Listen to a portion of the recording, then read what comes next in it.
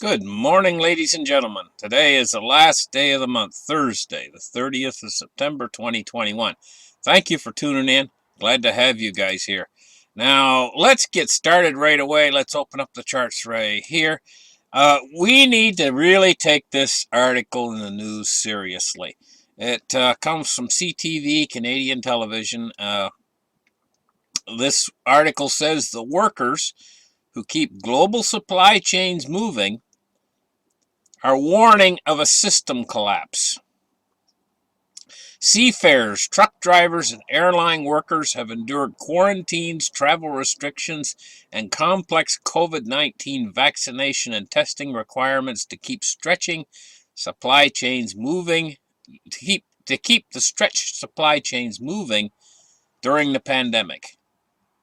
It says, but many are now reaching their breaking point, posing yet another threat to the badly tangled network of parts, container vessels, and trucking companies that are moving around the world. In an open letter Wednesday, the heads of state attending the United Nations General Assembly and the International Chamber of Shipping, the ICS, and other industry groups warned of a global transportation system collapse.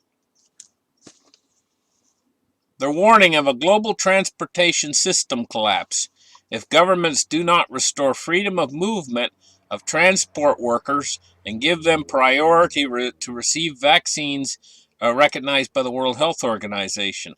Global supply chains are beginning to buckle as 2 years' worth of strain on transport workers take their toll, the group wrote.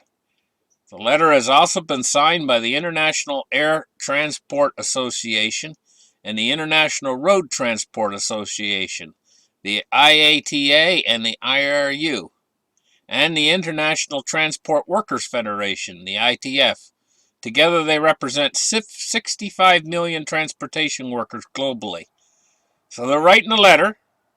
The ICS, the IATA, the IRU, and the ITF have written a letter in, and they're saying that the global supply chains are reaching the breaking point. Something needs to be done because it says right here very clearly. It says they're reaching the breaking point.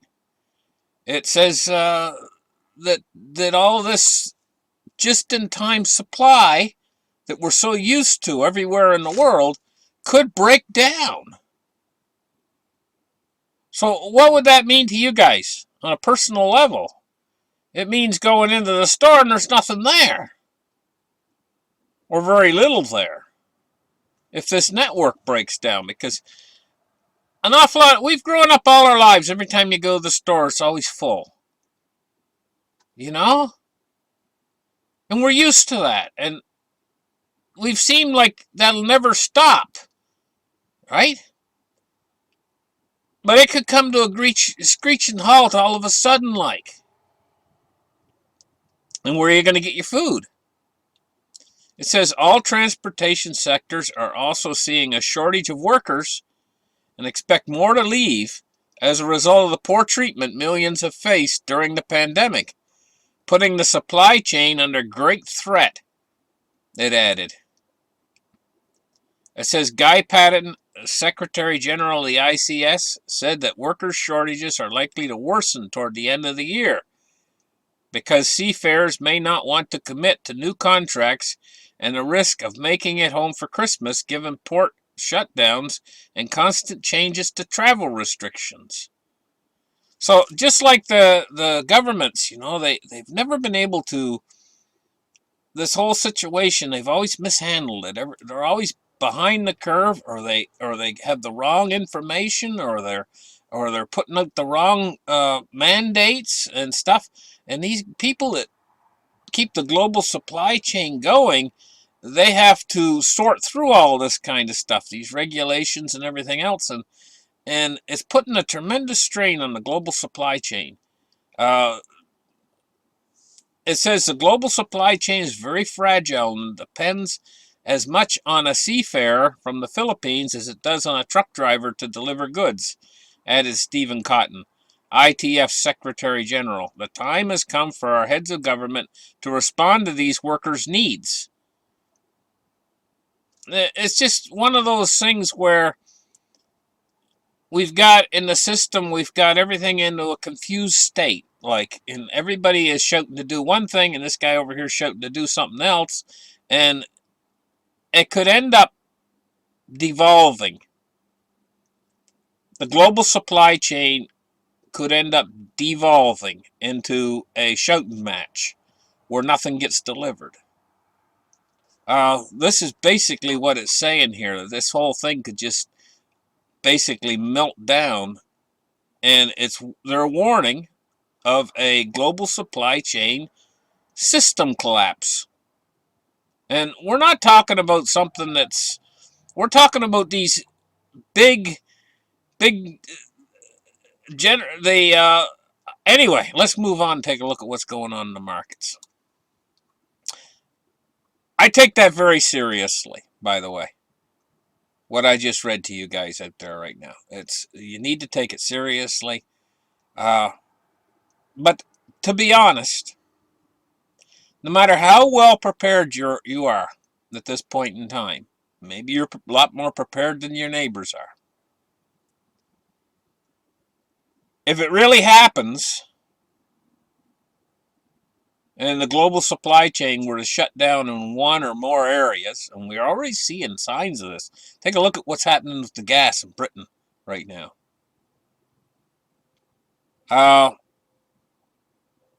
I'm telling you, it would be one terrible situation. A terrible situation. And are we really prepared for that? When you actually consider that whatever food you'd have on hand, that would be it. Whatever water you have on hand, that would be it. And you got to think about that. Hey, how long would this last, too? It's just another part and parcel to a very fragile system that we had running. Back in 2019, our system was fragile, and we didn't understand how fragile it is. Anyway, silver price today is up 52 cents on the day so far. And it's trying to get back up to its old level it was before we had that breakdown. A tremendous breakdown there. It's back up to 22.04, and that $22 is a crucial level for silver. It's a support level that it did break through yesterday. So we're back up to 22.04. We're up 52 cents on the day. We've made it up a little bit more than half away what we fell. I imagine silver sales must have been off the hook yesterday.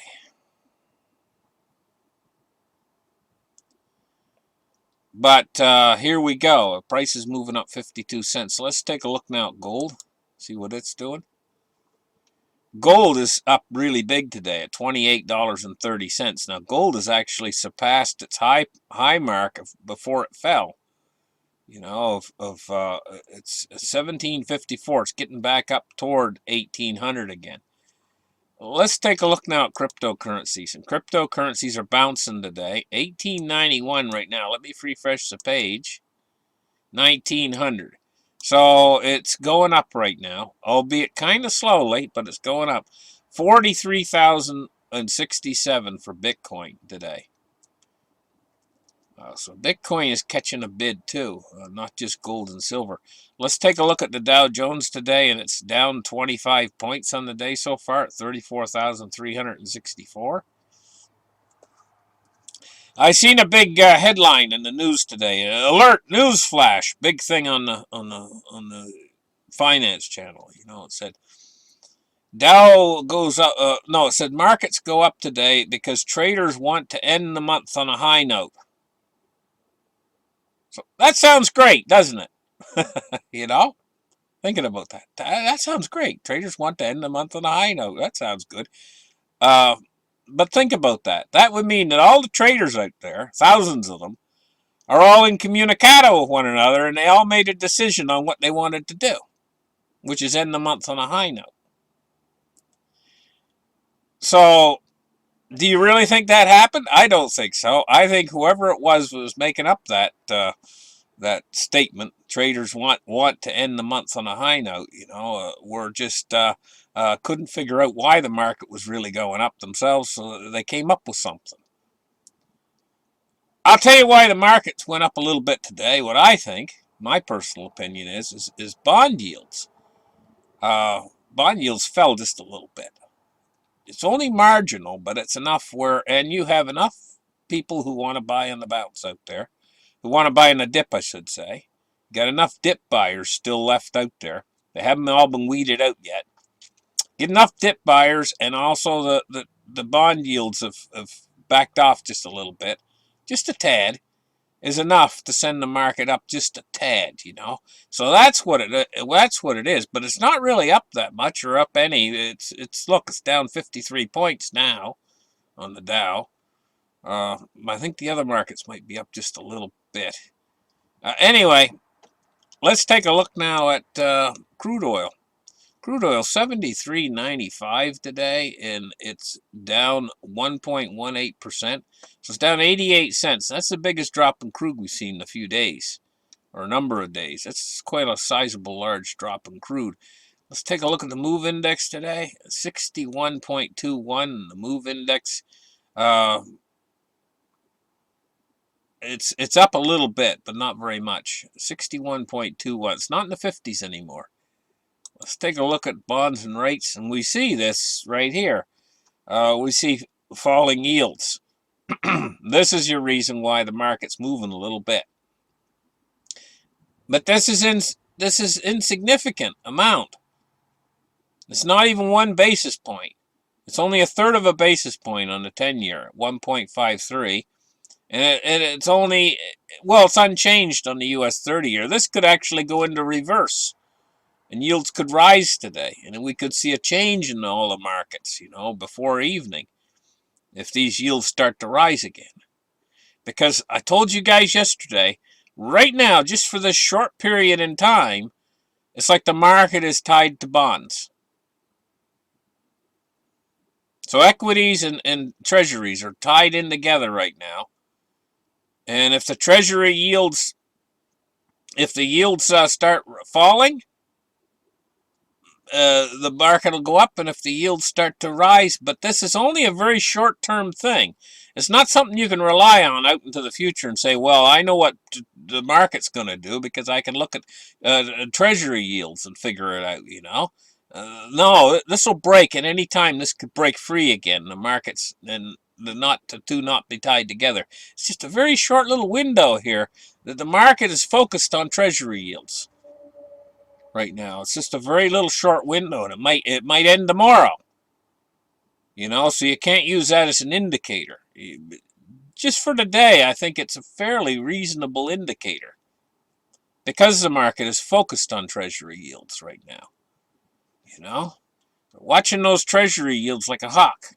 The market is right now. I think that's a better answer than traders decided to end the month on a high note. Okay, anyway, maybe that's not completely the answer to what's going on, but I think it's better than the other. Anyway, let's take a look now at bonds and rates.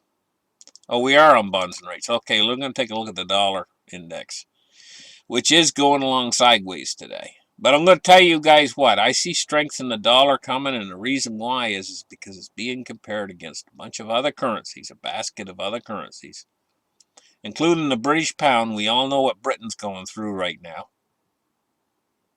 So the British pound isn't going to be strong. The euro definitely isn't strong right now. It's going through very weak. It's going through a lot of weakness. And so those are the two biggest other currencies. Maybe the Swiss franc. I don't know. It's compared against the basket. But anyway, all these other currencies in the basket are not going to do as good as the dollar right now. Because the dollar's a big name. It's a big cheese. And so the dollar is going to have strength for the next little while, even though it's going down the toilet. Even though its purchasing power is losing purchasing power, it's still going to have strength on the DXY. Simple as that, because it is the empire. And when empires go into decay, typically what happens is the extremities die, and it comes to the core of the empire. The United States is the core of the empire, this world empire. It's a decaying core, but still, trade will come to the core. The same thing happened with the Roman Empire, The extremities die first. That's how an empire goes down. But in the end, the core collapses too. In the end, That's where we're at with all this. Let's take a look at pets. Welcome to the pets, guys. Now, our first pet comes from Australia, and it's from Crazy Legs, a long-time listener. He says, I have many pets, but probably the most unusual are my ant colonies. For obvious reasons, I don't name them, of course. Well, thousands of them to name. These ants are called Myrmeci cryoglaster. Anyway, that's what they're called. The common name for them is bull ants. He says a nasty sting on these guys. Here is the queen overseeing her workers feeding the brood, and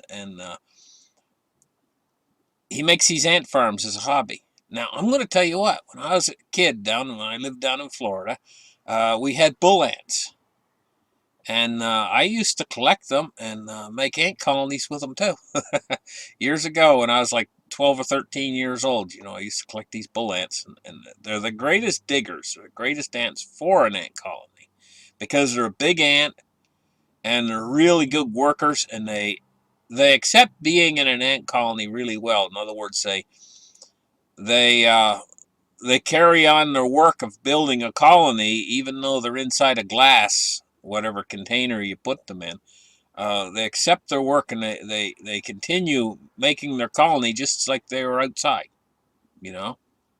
Bull ants down in Florida used to make a big nest. It's obvious and easy to spot their nest because it was like 4 or 5 feet in diameter, the size of their nest. Big, huge nest with a great big hole going down the center of their nest, Anyway, so he has bull ants.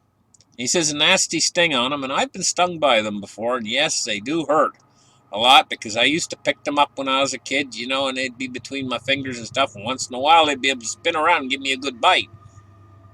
Now, he also sent a picture of his parrot, and he is called Teeks, his parrot, and it's about 8 years old. And he says, keep up the good work, mate. He got a thumbs up at the end of here showing to keep up. So now let's move on to the next pet. And our next pet is a 5-month-old puppy. Kevin's puppy. He says, here is my girlfriend and my 5-month-old Labrador poodle, Labrapoodle, named Angel. She watches your show on the couch with me on the weekends. Keep up the good work on your show. Thanks, Kevin. And here's the first picture of his puppy, and his puppy is next to some very nice grass. Well, it doesn't really look like grass, some sort of other plant. But anyway, cute little puppy. And really sitting up and being very attentive in the second photo here. And in the third photo, she is sitting with her owner, and the puppy, and feeling very, very safe because she feels like he's there to protect her anytime or anything, and this is probably gonna lay over and have a sleep. Awful cute picture. Her laying there, feeling so protected, and just gonna have a nice nap on that couch. Anyway. Looks like their owner's having a nice nap too. Anyway, thank you guys for looking at the pets today. And you guys have a great day. And remember, keep up the comments in the comment section. We'll catch you guys in the very next show. Bye-bye.